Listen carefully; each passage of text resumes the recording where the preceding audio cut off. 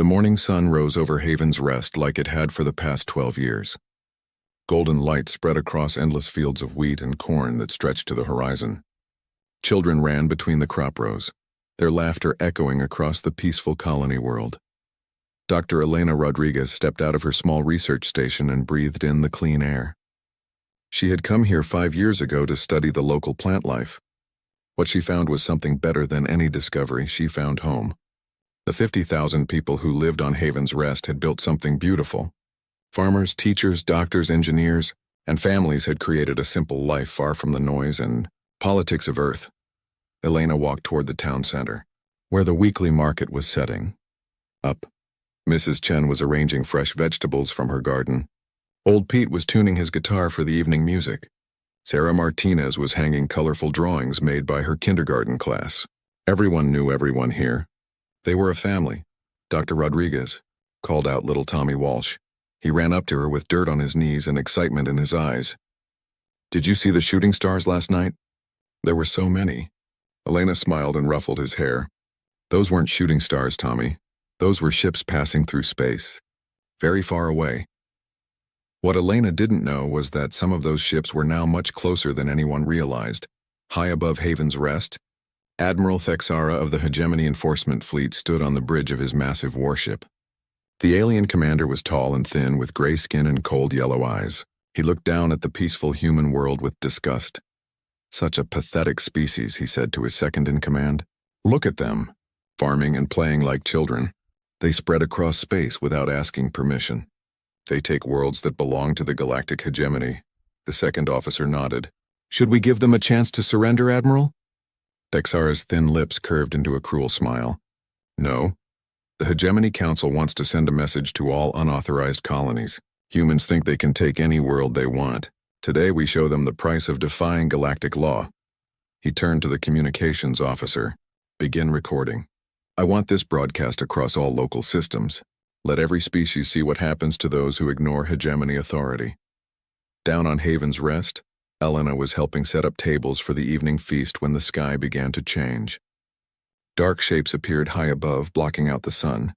The ships were enormous, larger than anything the colonists had ever seen. "What are those?" asked Mrs. Chen, shading her eyes to look up. Elena felt ice in her stomach. She had worked on Earth's defense stations before coming here. She knew military ships when she saw them. Everyone needs to get inside, now. But it was already too late. Beams of deadly energy lanced down from the alien ships. The first strikes hit the communications tower and the small spaceport. Explosions lit up the afternoon sky. People screamed and ran in all directions. Elena grabbed Tommy Walsh's hand and ran toward her research station. She had emergency equipment there, including a quantum beacon that could send messages across space faster than light. If she could reach it, she might be able to warn Earth. More energy beams rained down. The school building exploded in a ball of fire. The hospital collapsed as walls melted under alien weapons. Elena saw Mrs. Chen fall as debris crashed around her. She saw old Pete trying to shield a group of children with his own body.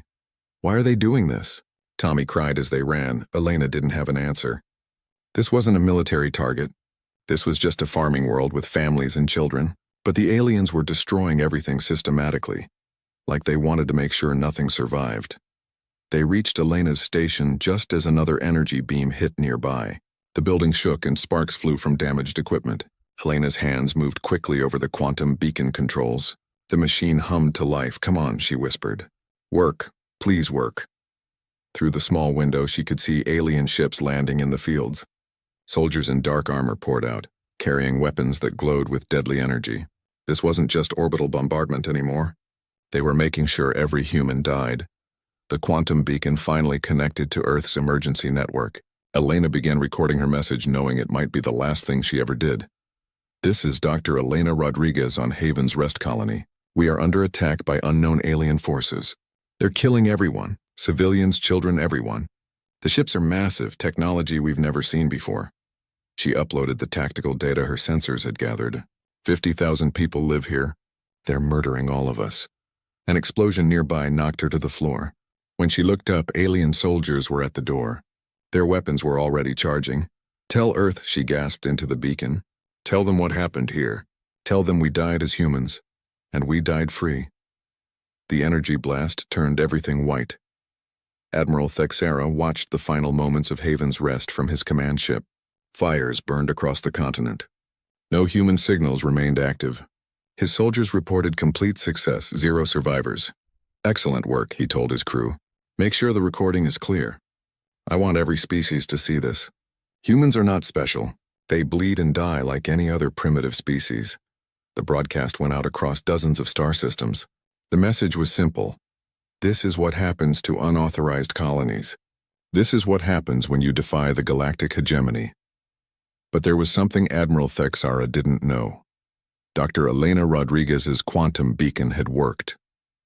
Her final message, along with complete sensor data and horrifying video footage, was already racing toward Earth at faster than light speed.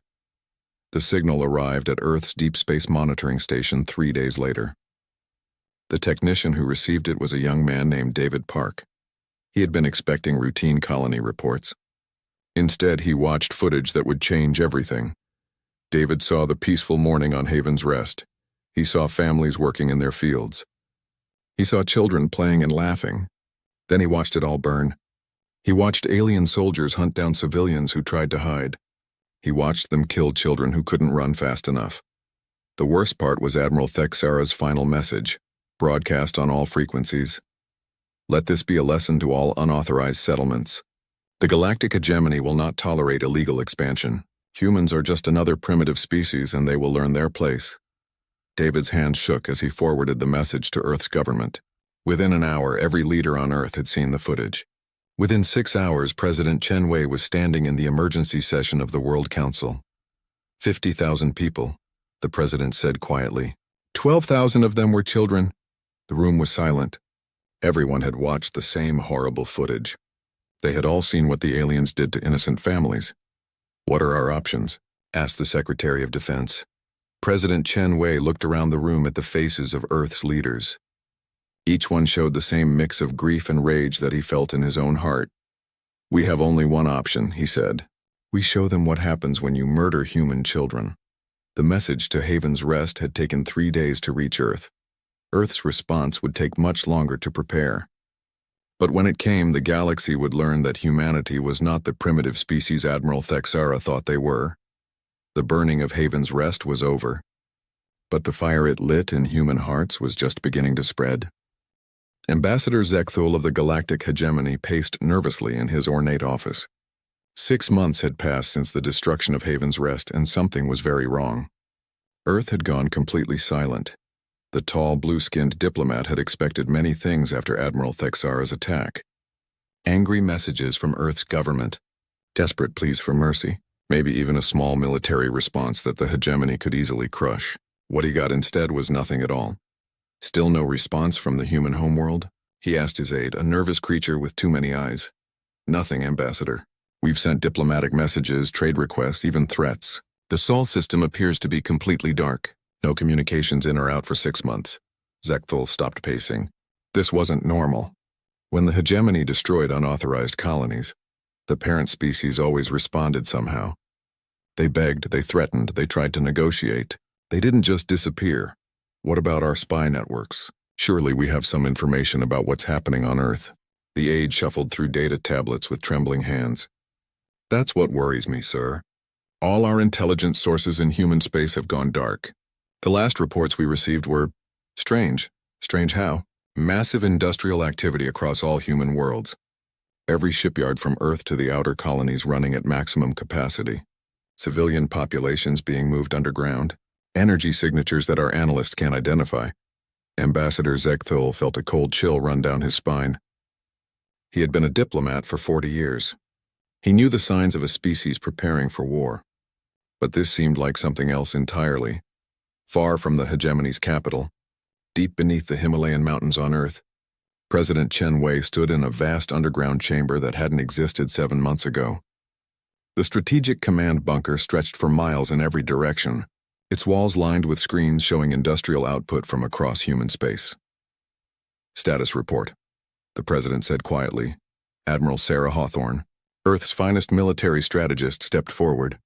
She was a small woman with steel-gray hair and eyes that had seen too much war. "All shipyards are at 150% capacity. We've converted every civilian industry to military production. Mining operations in the asteroid belt are pulling out more metal than ever before in human history. And the fleet? Currently at 387,000 dreadnoughts completed. The final 13,000 should be ready within 2 weeks. President Chen Wei nodded slowly. Around them, thousands of technicians worked at control stations coordinating the largest military buildup in human history. Every person in the bunker had watched the footage from Haven's Rest. Every person knew what they were working toward. Show me the latest design specs, the president said. Admiral Hawthorne activated a holographic display. The ship that appeared was massive, larger than anything the galaxy had ever seen. Its hull gleamed with advanced armor plating. Weapon systems covered every surface. Most importantly, it carried technology that humanity had kept secret for decades. Each dreadnought is 2.3 kilometers long, Admiral Hawthorne explained. They're powered by quantum fusion reactors that generate more energy than some stars. The main weapons can crack a planet's crust from orbit. The shields can absorb direct hits from antimatter warheads. And they don't know we have this technology? No, sir. We've been very careful. For 50 years, we've let other species think our ships were primitive. We use simple designs for trade and exploration. Meanwhile, our real military research stayed hidden. President Chen Wei studied the hologram. It was beautiful and terrible at the same time. Each ship represented billions of work hours and unlimited resources. More importantly, each ship represented Earth's answer to Haven's Rest. Crew training? Complete. Every ship will be crewed by volunteers. We had more people apply than we could use. Turns out, when you show humans footage of children being murdered, they get motivated. In another part of the bunker, Dr. James Liu was putting the finishing touches on humanity's secret weapon. Not the ships themselves, but the technology that made them possible. Quantum displacement drives are ready, he reported to his team. Temporal shield generators are online. Probability manipulation systems are functioning within acceptable parameters. His assistant, Dr. Sarah Kim, looked up from her workstation. Are we really going to reveal all of this? We've kept these technologies secret for so long. Dr. Liu thought about little Tommy Walsh from Haven's Rest. The boy who had asked about shooting stars and would never ask another question about anything. Yes, we're going to show them everything. Let the galaxy see what humans can really do when we stop holding back. Back in hegemony space, Admiral Thexara was growing increasingly worried. His victory at Haven's Rest should have made him a hero. Instead, he found himself assigned to patrol the border between hegemony and human space, watching for Earth's response. Admiral, called his communications officer, we're detecting something strange from the direction of Sol system. What kind of strange? Energy readings, sir. Massive ones. It's like someone lit up a dozen stars in that system. Admiral Thexara moved to the sensor station. The readings were impossible. No known technology could generate that much power. Are you certain these readings are accurate? Yes, sir. And Admiral, they're getting stronger. Meanwhile, on the hegemony homeworld, the Council of Species was meeting in emergency session.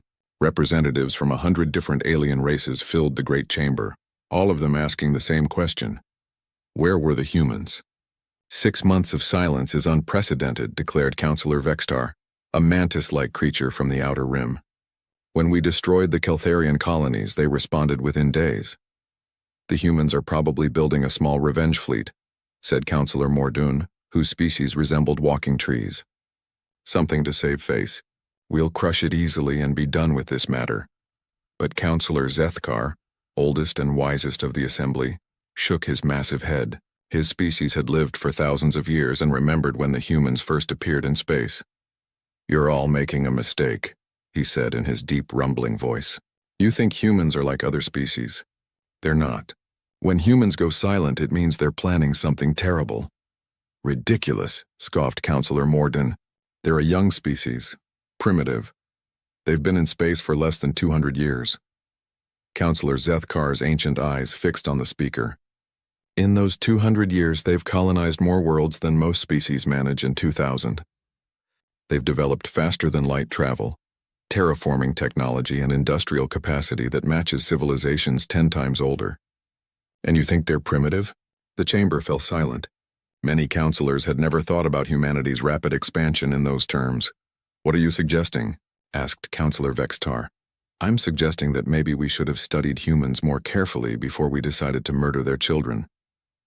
Back on Earth, President Chenwei received the final report from Admiral Hawthorne. Every dreadnought was complete. Every crew was trained. Every system was ready.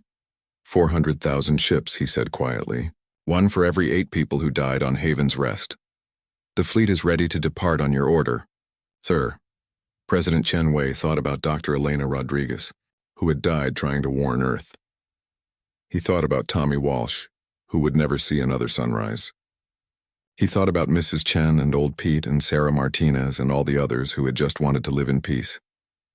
Send a message to Admiral Thexara, he said finally. Tell him we received his broadcast from Haven's Rest. Tell him we found it very educational. Just that, sir? Just that. Let him wonder what we learned. As the message headed toward hegemony space, 400,000 dreadnoughts began moving toward the edge of the Sol system. The largest fleet in galactic history was about to emerge from the shadows, and with it the galaxy would learn what humans really were. The silence from Sol was about to end. And when it did, the galaxy would never be the same. The first detection came from a hegemony listening post on the edge of human space. Sensor operator Clicks was finishing his shift when every alarm in the station began screaming at once. "What's happening?" shouted his supervisor, rushing to the control station. Clicks stared at his screens in disbelief. "Sir, I'm reading massive energy signatures emerging from Sol system. Multiple contacts, very large, moving at incredible speed." "How many contacts?" Clicks's hands trembled as he worked the controls. The number kept climbing. "Sir, I'm reading." "This can't be right. Give me a number." "Over 400,000 ships, sir, and they're all heading directly toward us." The supervisor grabbed the emergency communication system. Within minutes, the report was racing toward Hegemony Central Command. Within an hour, every major government in the galaxy knew that humanity's silence had ended. Admiral Thexara received the news while inspecting his border patrol fleet. He read the report 3 times before he believed it. 400,000 ships, he said to his aide. That's impossible. Humans don't have that kind of industrial capacity. The reports are confirmed from multiple sources, Admiral. Long-range scans show a fleet formation so large it takes hours to count all the ships. Admiral Thexara felt something he hadn't experienced in years. Fear. What kind of ships are they? Unknown design, sir. Much larger than anything we've seen from humans before. Each vessel appears to be over 2 kilometers long. The Admiral stared out at the stars, remembering his easy victory at Haven's Rest. 50,000 humans had died without putting up any real fight. Their ships had been small and weak. How could they possibly have built such a massive fleet in just 6 months? Get me a direct line to Hegemony Central Command, he ordered. We need reinforcements. All of them. On Earth, Admiral Sarah Hawthorne stood on the bridge of the UES Retribution, the flagship of humanity's revenge fleet. Around her, 3999 other dreadnoughts moved through space in perfect formation. Each ship was a masterpiece of human engineering, bristling with weapons that could turn planets to dust. Admiral, reported her communications officer, we're receiving panic signals from across hegemony space. They know we're coming. Good. How long until we reach the nexus point? 18 hours at current speed. Admiral Hawthorne nodded. The nexus point was a strategic system that controlled access to both human and hegemony space. It would be the perfect place for the galaxy's largest battle. It would also be the perfect place to send a message that no one could ignore. Open a channel to Admiral Thexara, she ordered. Her crew worked quickly to establish the connection. When Admiral Thexara's face appeared on the screen, Admiral Hawthorne could see the fear in his alien eyes. Admiral Thexara, she said calmly, I believe you have something that belongs to us. I don't understand, the alien replied, trying to sound confident. We have nothing of yours. You have the blood of 50,000 humans on your hands. 12,000 of them were children. You broadcast their deaths across the galaxy like entertainment. Admiral Thexara's expression hardened. Haven's Rest was an illegal settlement. We enforced galactic law. No, said Admiral Hawthorne quietly. You committed genocide, and now we're coming to collect payment for what you did. You cannot threaten the hegemony with a single fleet no matter how large. Admiral Hawthorne smiled, and it was not a pleasant expression.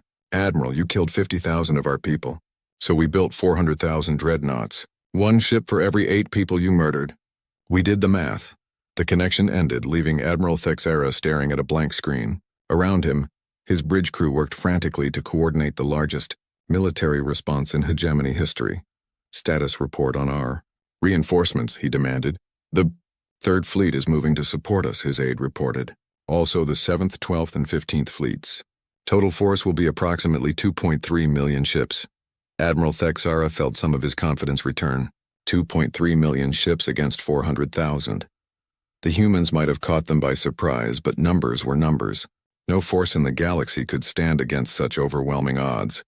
But deep in space, Admiral Hawthorne was reviewing intelligence reports that told a very different story. Humanity's spies had been busy during the 6 months of silence.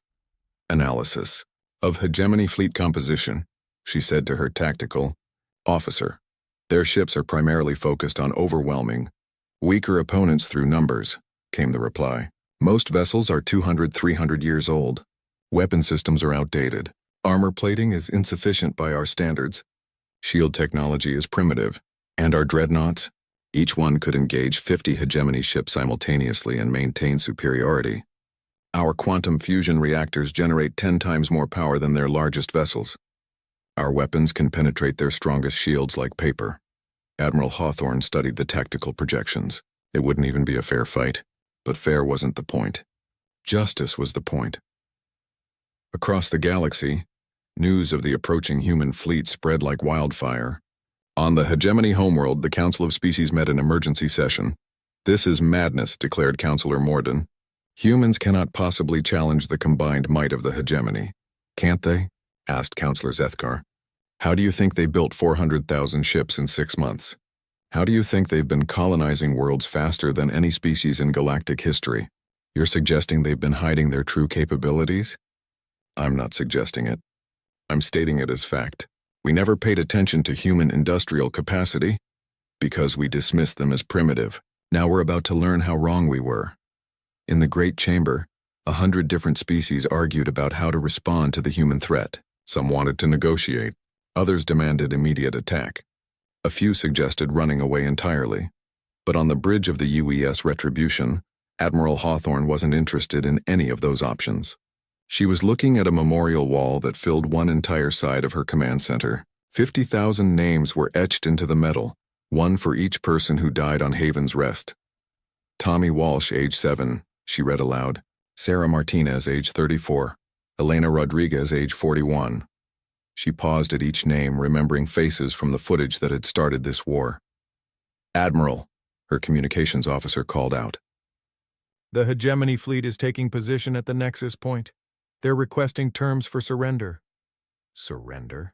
Admiral Hawthorne laughed, but there was no humor in it. Tell them that humans don't accept surrender from child killers. Tell them they should have thought about terms before they decided to murder families. As the human fleet approached the nexus point, every ship in both fleets prepared for battle.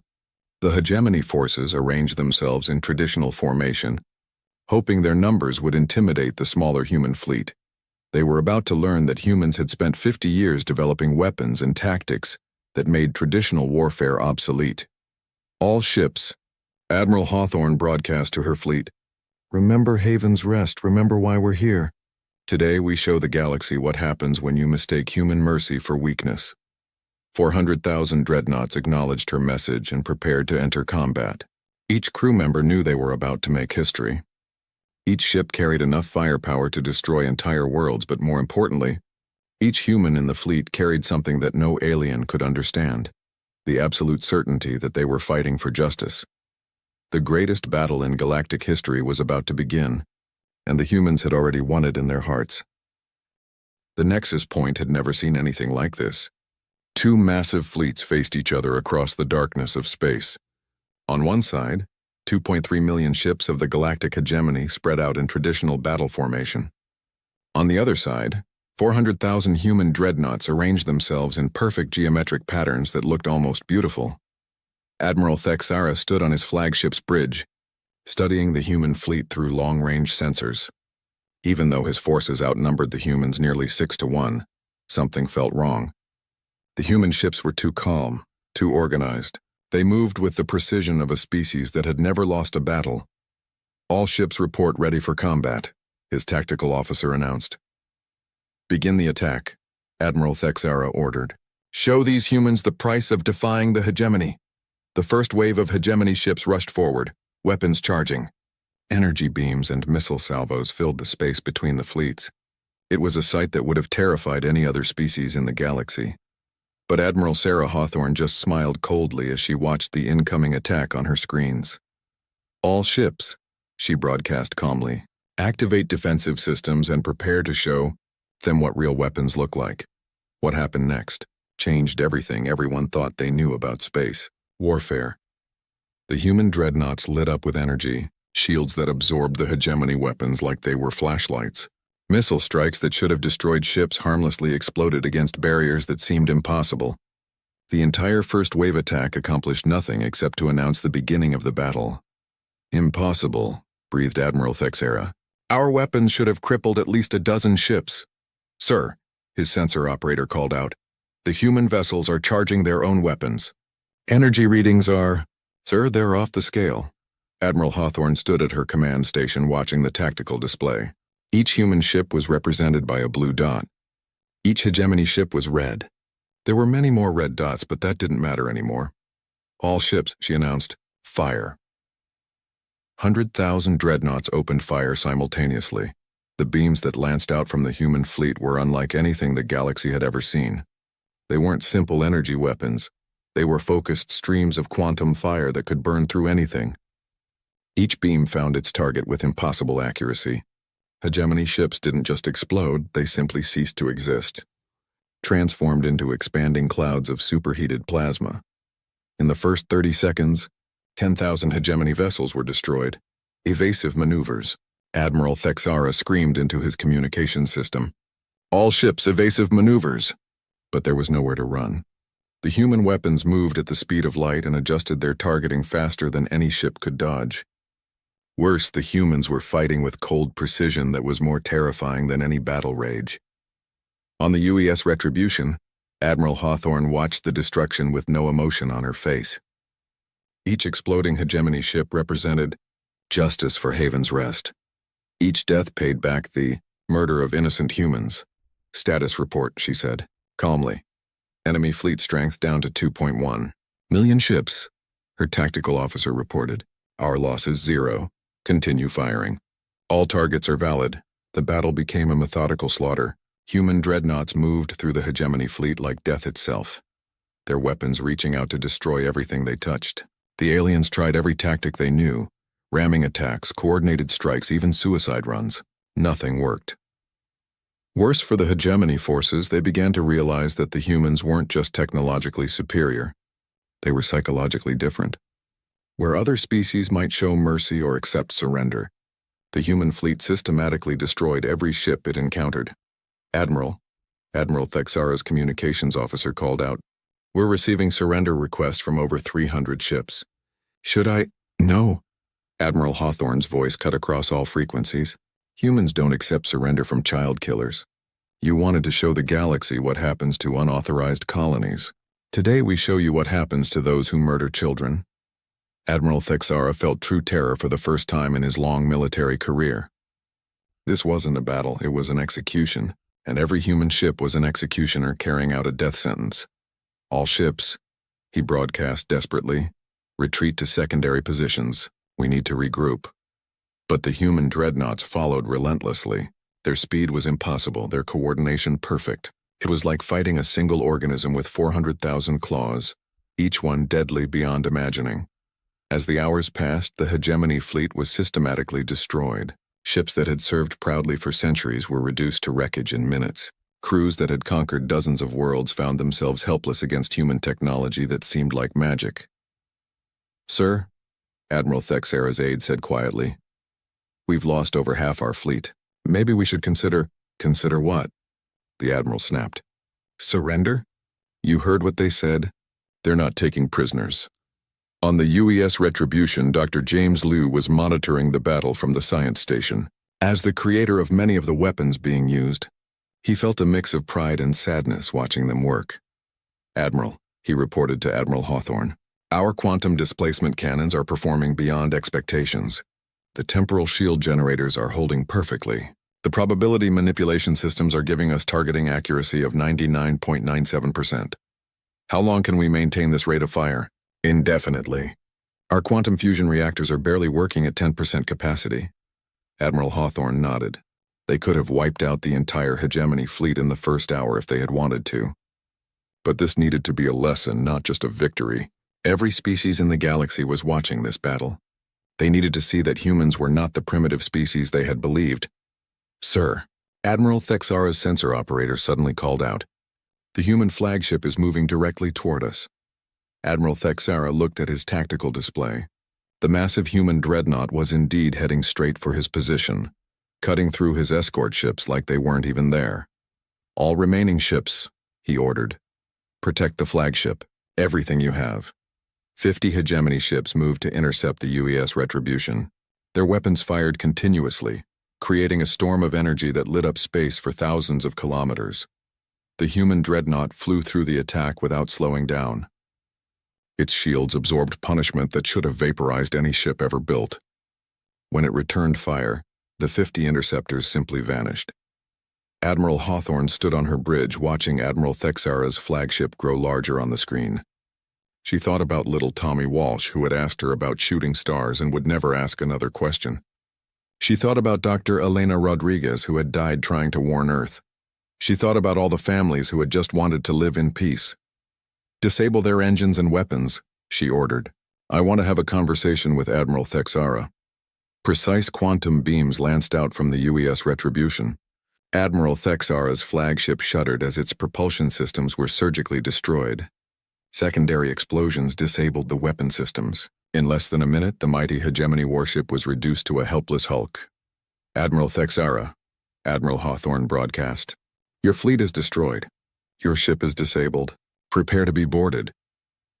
Around them, the space near the nexus point was filled with the wreckage of the once mighty hegemony fleet. Of the 2.3 million ships that had entered the battle, fewer than 50,000 remained. Most of those were fleeing toward the edge of the system, carrying news of humanity's terrible victory to the rest of the galaxy.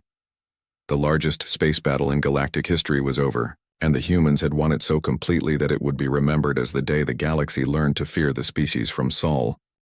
The boarding tubes connected with a soft thud that echoed through Admiral Thexara's disabled flagship. The alien commander stood in his ruined bridge, surrounded by sparking consoles and the bodies of his crew. He had ordered his remaining officers to lay down their weapons. There was no point in fighting anymore. The airlock opened and human soldiers entered. They moved with the same cold precision their ships had shown in battle. Their armor was black as space and their weapons hummed with barely contained energy. But it was their eyes that made Admiral Thexara step backward. They looked at him like he was already dead. Admiral Sarah Hawthorne entered last.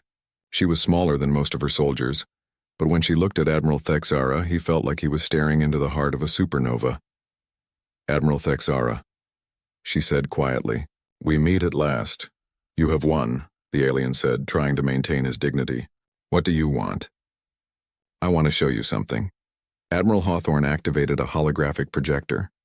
The bridge filled with images from Haven's Rest. The peaceful morning, the children playing, the families working in their fields.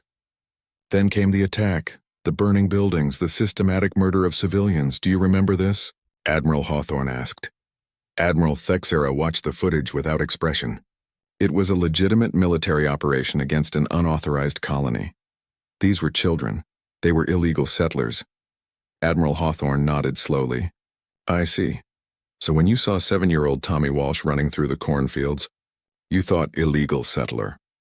When you watched Mrs. Chen arranging vegetables in the market, you thought unauthorized colonist. When your soldiers hunted down families hiding in their homes, you thought legitimate military operation. The Hegemony Council ordered you to murder 50,000 innocent people. And you did it. Worse, you broadcast it across the galaxy like entertainment. Admiral Hawthorne walked to the large view screen that dominated the bridge. Outside, space was filled with the wreckage of the Hegemony fleet.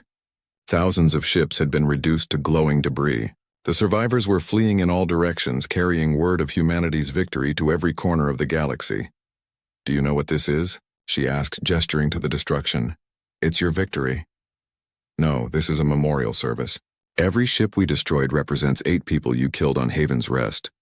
Every explosion is a prayer for the innocent dead. Every piece of wreckage is a promise that this will never happen again. Admiral Hawthorne turned back to face him. You thought humans were weak because we seemed peaceful. You thought we were primitive because our ships looked simple. You were wrong about everything. She activated another hologram, this one showing the human dreadnought that had brought him here. Each of our ships carries enough firepower to crack a planet's crust. We have quantum fusion reactors that generate more energy than some stars. Our weapons can manipulate time and probability. Our shields can absorb the explosion of antimatter warheads. Admiral Thexara stared at the technical specifications in disbelief. This technology, it should be impossible. We've had it for 50 years. We kept it secret because we hoped we'd never need to use it. We wanted to explore the galaxy in peace, to trade with other species, to learn and grow together. You made that impossible when you decided to murder our children. Admiral Hawthorne walked over to a section of the bridge wall where her soldiers had installed a memorial display. 50,000 names scrolled slowly across the screen. Every person who had died on Haven's Rest. Elena Rodriguez, she read aloud. She was a scientist who studied plants. She loved helping children learn about nature. She died trying to warn Earth about your attack. Tommy Walsh, 7 years old. He wanted to be a starship pilot when he grew up. Your soldiers shot him while he was hiding in a storage shed. Sarah Martinez. She was a teacher. 23 children were in her care when your soldiers found them in the school basement. She tried to shield them with her own body. Admiral Thexara said nothing. What could he say? He had ordered these deaths. He had watched them happen. He had been proud of them. You're going to kill me, he said finally. No, Admiral Hawthorne replied. You're going to live. You're going to go back to the Hegemony Council and tell them what you saw here. You're going to explain that humans are not the primitive species you thought we were. You're going to make them understand that if they ever attack another human colony, we'll come back with 2 million dreadnoughts instead of 400,000. She gestured to her soldiers, who began preparing to leave. Your ship's life support is intact. Emergency power will last for weeks. Someone will come for you eventually. Wait, Admiral Thexara called out as they reached the airlock. Why spare me? Admiral Hawthorne paused. Because someone needs to tell the galaxy what happened here. Someone needs to explain that we didn't want this war. We just wanted to live in peace. But when you force humans to fight, this is what happens. We are many. We are strong. And we never forget our dead. Hours later, Admiral Hawthorne stood on the bridge of the UES Retribution as her fleet prepared to depart the Nexus Point.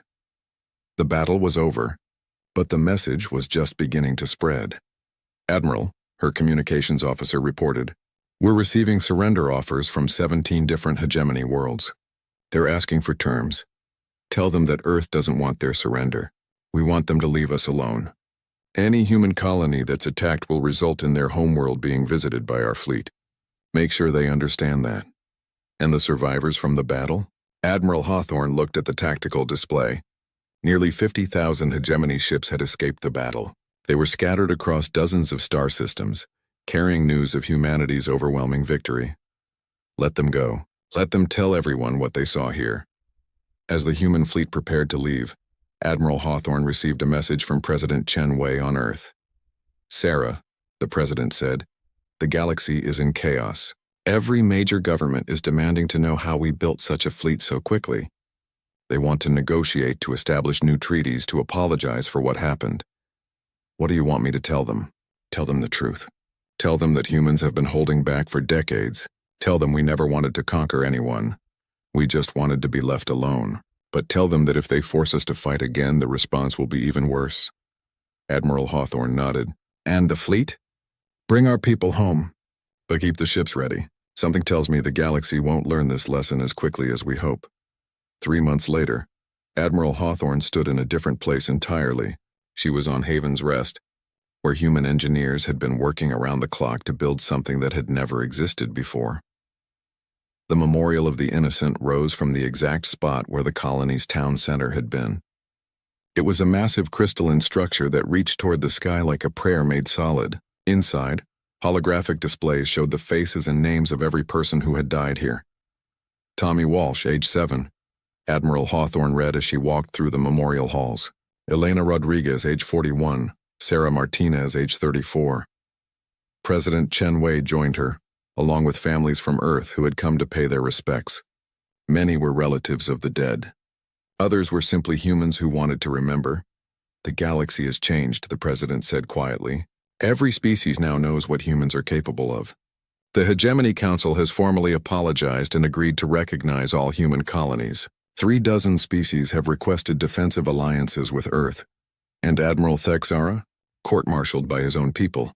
They're hoping it will convince us not to hold the entire hegemony responsible for his actions. Admiral Hawthorne paused at a display showing the last moments of Haven's Rest. Dr. Elena Rodriguez's final message played on an endless loop, her voice calm and brave even as death approached. Tell Earth what happened here. Tell them we died as humans and we died free. She got her message through, Admiral Hawthorne said. Earth heard her. Earth answered. As the sun set over Haven's Rest, Admiral Hawthorne walked outside the memorial. In the distance, she could see the lights of New Haven, a city being built by colonists who had volunteered to resettle this world. Children were playing in parks built where alien soldiers had once marched. Families were planting gardens where fires had once burned. Above them all, barely visible in the evening sky, the shapes of human dreadnoughts kept watch. 400,000 ships still patrolled the borders of human space, ready to remind the galaxy of the price of attacking innocent people. The message was simple and clear. Humans remembered their dead. Humans protected their own, and humans had 400,000 dreadnoughts to make sure that message was never forgotten. The galaxy had learned a hard lesson about humanity. They had discovered that the peaceful farmers and teachers and children were protected by guardians who could burn worlds if they had to. Haven's Rest lived again. The dead were remembered, and the stars themselves bore witness to humanity's promise, never again.